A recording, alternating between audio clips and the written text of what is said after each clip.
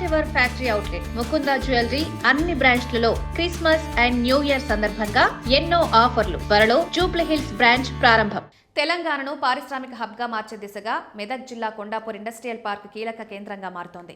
ఇక్కడ దాదాపు 1000 కోట్ల రూపాయల భారీ పెట్టుబడితో నిర్మించిన పరిశ్రమలు ప్రారంభానికి సిద్ధంగా ఉన్నాయని రాష్ట్ర ఐటీ పరిశ్రమల శాఖ మంత్రి దుద్దిళ్ల శ్రీధర్ బాబు వెల్లడించారు.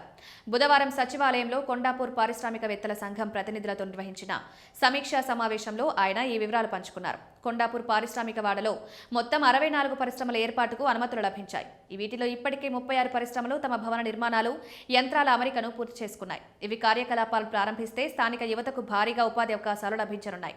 తక్షణమే 5000 మందికి ప్రత్యక్షంగా ఉద్యోగ అవకాశాలు దక్కుతాయని మంత్రి ఆశాభావం వ్యక్తం చేశారు.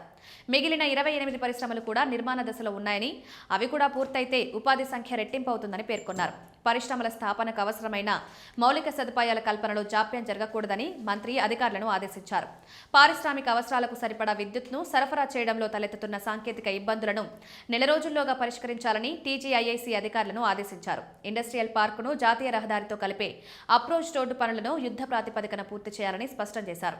రవాణా సౌకర్యాలు మెరుగ్గా ఉంటేనే ఉత్పత్తుల ఎగుమతి, దిగుమతులు సులభమవుతాయని అభిప్రాయపడ్డారు. ప్రభుత్వం చూపిస్తున్న చొరవ పట్ల కొండాపూర్ పారిశ్రామికవేత్తల సంఘం ప్రతినిధులు సంతోషం వ్యక్తం చేశారు.